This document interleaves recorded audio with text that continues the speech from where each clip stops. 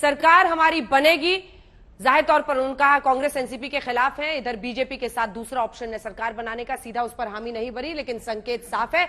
लेकिन अपनी सुरक्षा को लेकर मुंबई आने पर वो चिंतित हैं। ऐसा क्यों है आचार्य प्रमोद कृष्णम जी? ऐसा क्यों है कि एक विधायक आज कह रहा है, आप देखिए ये तोड़फोड़ की तस्वीरें, ये कौन सा तरीका है देश में? और फिर आप कहते हैं क्यों गुवाहाटी और सूरत में बैठे हैं, वो कह रहे हैं हमें फिर केंद्र सरकार से सुरक्षा माननी पड़ेगी। देखिए अंजना जी, पहली बात तो ये है कि हिंसा का समर्थन बिल्कुल नहीं किया जा सकता, चाहे इधर वाले करें या उधर वाले करें। लेकिन कर ही नहीं रहे। लेकिन सवाल इसका ये है कि एक पार्टी है पक्ष, एक है विपक्ष। इसमें एक तीसरी पार्टी भी है जो तटस्थ है, और जो तटस्थ है वो इस विषय पे अपने इसको तटस्थ नहीं कहा जाता है सर, इसको कहा जाता है मौन रहना। जब आपके सामने हिंसा हो रही है, आपकी महाराष्ट्र विकास अघाड़ी की तिपहिया सरकार चल रही है, इसको मौन रखना, आंखें मूंद कर रखना और सब कुछ चुपचाप देखते रहना कहा जाता है। एक तो बड़ी पार्टी हिंसा का समर्थन कर रही है ना। रागी जी सुनिए ना, रागी जी सुनिए, कांग्रेस पार्टी हिंसा का समर्थन कर रही है ना। अरे आप यदि राहुल गांधी का हिंसा पर कोई ट्वीट नहीं आ रहा है, आपके प्रियंका गांधी वाड्रा यदि ट्वीट नहीं कर रही इस हिंसा के खिलाफ, सोनिया गांधी, आप सुनिए, रागी जी पूरा जवाब दे लेने दीजिए उनको। बोले आचार्य जी। इसमें सबसे इंटरेस्टिंग बात क्या है कि भारतीय जनता पार्टी दिल्ली में बैठ करके खेल खेल रही है, और पिछले 10 दिन से ये खेल चल रहा है। पर आप ही ने तो कहा था कि इस्तीफा देने का वक्त आ गया है। हाँ ठीक है, अब सवाल इस बात क्यों का नहीं उद्धव ठाकरे कदम सवाल इस बात का है, अभी हम शिंदे गुट के वरिष्ठ विधायक को सुन रहे थे। हाँ। तो उन्होंने अपनी सारी बातें कह दी। उन्होंने ये भी कह दिया कि साहब हम बाला साहब ठाकरे के अनुयायी हैं। उन्होंने ये भी कह दिया हम शिवसेना हैं। उन्होंने ये भी कह दिया हमारी सरकार बनेगी। उन्होंने ये भी कह दिया कि हमें कुछ पता नहीं। उन्होंने अभी सूचना आई कि साहब वो शिंदे साहब जो थे गुजरात गए थे।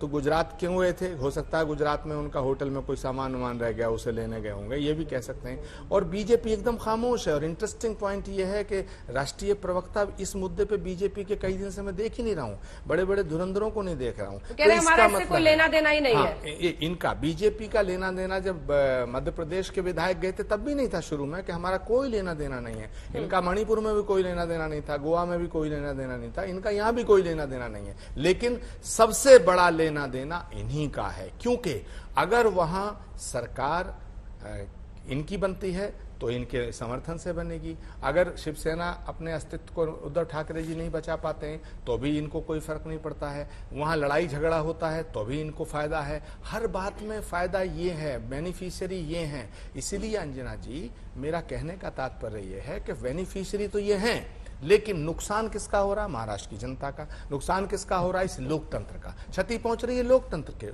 क्योंकि महाराष्ट्र की जनता ने जिन विधायकों को चुना था वो आज गुवाहाटी में बैठे हैं, और कहीं ना कहीं कोई ना कोई इतनी बड़ी प्रॉब्लम है। तोड़फोड़ क्यों की जा रही है? एक सेकंड, आपको लगता है सर ऐसे में नेताओं को डरना चाहिए क्या? नेता फिर किस बात के? ये बाला साहब ठाकरे के अगर अनुयायी हैं तो जी जाए ना, महाराष्ट्र की भूमि पर जाएं। उनकी वहां की जनता ने इनको विधायक चुना, ये अलग जाके बैठ गए। और अभी क्या कह रहे थे? छोटा सा रिस्पॉन्स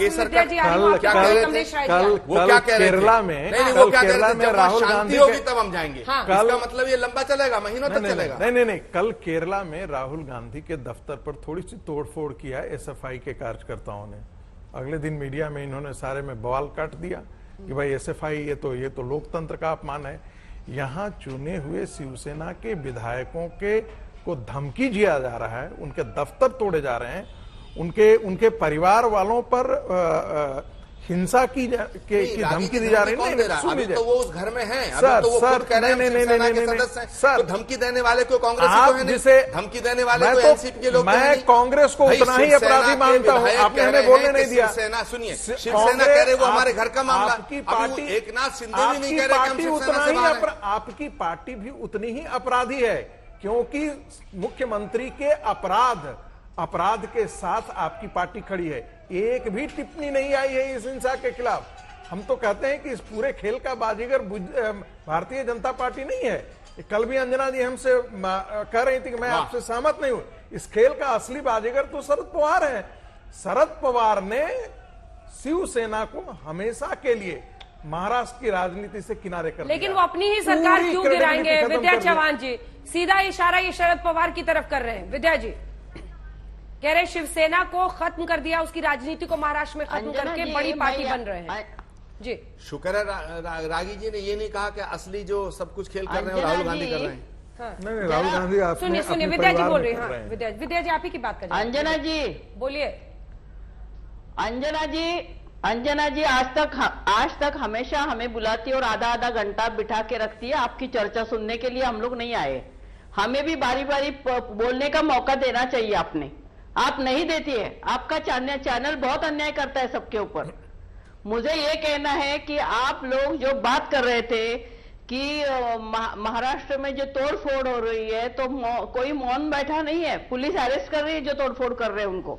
तो यहाँ पर शरद पवार जी का कोई फायदा नहीं है, ना ही एनसीपी बड़ी हो रही है। 2.5 साल से ये सत्ता में बैठे हैं, तभी उन्होंने पहले 14 से लेके 19 तक 5 साल जब वो सत्ता में थे तो शिवसेना के लिए कोई कुछ नहीं था। मैंने देखा, मैं खुद सभागृह में थी। देवेंद्र फडणवीस डिक्टेटर की तरह शिवसेना को वो कर रहे थे, पीछे कर रहे थे, शिवसेना को बोलने नहीं दे रहे थे, उनके मिनिस्टर्स को कोई कीमत नहीं थी। एकनाथ शिंदे जी ने भी ये कहा था, मैं उनको फिर से बोलना चाहती हूं कि एकनाथ जी शिंदे ने भी ये कहा था कि हमें शिवसेना वालों को न्याय नहीं मिलता है, वो घुटन हो रही है। और फिर उन्होंने जब ये हम लोगों ने जब महाआघाड़ी बनाई तो उसमें आए थे, एकनाथ शिंदे जी थे तब। लेकिन अभी क्या हुआ पता नहीं। एक सेकंड, लेकिन दीपक केसरकर को आपने सुना विद्या जी में क्यों गए? ठीक है, काउंटर क्वेश्चन है, काउंटर क्वेश्चन है। गुजरात से क्यों चल रहा है? दीपक केसरकर को आपने सुना, इन्होंने महाराष्ट्र में रह के, अगर शिवसेना के सच्चे शिव सैनिक है तो यहाँ रह के वो कर सकते थे, लेकिन उन्होंने नहीं किया, उनमें हिम्मत नहीं है। 2 दिन में कुछ नहीं हुआ था, 2-3 दिन कुछ नहीं था, शांत था सब जी। उनको सब बुला रहे थे कि आप वापस आइए, वापस आइए, वापस आइए। मेरा सवाल सुनिए। जो खासदार संजय राउत है, उद्धव ठाकरे जी है, सबने उनको बुलाया। विद्या चव्हाण जी मेरा सवाल सुनिए, मेरा सवाल सुनिए। दीपक केसरकर को भी आपने सुना, वो कह रहे तमाम महत्वपूर्ण मंत्रालय ले ले, गृह मंत्रालय से लेकर सब एनसीपी ने ले लिया। और ये आरोप तो उन लोगों का था, वो कह रहे हैं कि हर कदम पर समझौता होता गया और उनसे ये गठबंधन रखने के लिए शिवसेना का वो नुकसान कर रहे थे। इस बात में सच्चाई नहीं है? सारे महत्वपूर्ण मंत्रालय एनसीपी के पास है। बिल्कुल नहीं, बिल्कुल नहीं। शिवसेना के पास मुख्यमंत्री पद है कि नहीं? उनके एकनाथ शिंदे के पास भी ये है। तो आप नगर विकास खाता सबसे इम्पोर्टेंट है, जो फडणवीस के ने नहीं दिया था किसी को। फडणवीस ने सब इम्पोर्टेंट खाते गृह मंत्रालय से बड़ा कौन होता है जिसके हाथ में पुलिस? ये एकनाथ शिंदे जी के है, तो गृह मंत्रालय भी देने के लिए तैयार थे, कौन नहीं था? अभी तो मुख्यमंत्री पद भी मुख्यमंत्री ने कहा कि आप आइए सीएम बनिए, लेकिन एकनाथ जी शिंदे को सीएम नहीं बनना है, उनको फडणवीस जी को सीएम बनाना है। बहुत बड़े पैसे का आर्थिक व्यवहार हुआ है, इसीलिए ये सूरत में गए हैं। सूरत से सब कारोबार चल रहा है, इसके पीछे भाजपा के आका है सब लोग बैठे हुए, और ये चाहते हैं कि मुंबई, महाराष्ट्र सहित मुंबई हमारे हाथ में रहनी चाहिए। बहुत रेस्टलेस है ये लोग 2.5 साल से, क्या क्या बक रहे हैं, क्या क्या किरीट सोमैया क्या बोलता है, बात कर क्या बोलता है, खुद फडणवीस क्या बोल रहे हैं, प्रवीण दरेकर क्या बोल रहे हैं, ये सब आप सुनिए एक बार। इतना मुख्यमंत्री के बारे में, ये कुर्सी का रिस्पेक्ट होता है, एक मुख्यमंत्री महाराष्ट्र का एक बड़ा आदमी होता है, उसके बारे में इस तरह से बोलना शोभा नहीं देता। ठीक है, अब जवाब जो कौन राणा, नवनीत राणा क्या बक रही है, वो हनुमान चालीसा क्या, ये क्या, वो क्या, एक सांसद के लिए आप बकने जैसे शब्द का इस्तेमाल क्यों कर रही है विद्या जी? सम्मान के साथ भी बात हो सकती है ना। महाराष्ट्र, आप एक महिला सांसद के लिए ऐसे शब्द क्यों बोल रही है? बकती है तो वैसे तो आपने संजय राउत को भी सुना, वो बाप कर रहे हैं, ये क्या तरीका है? अरे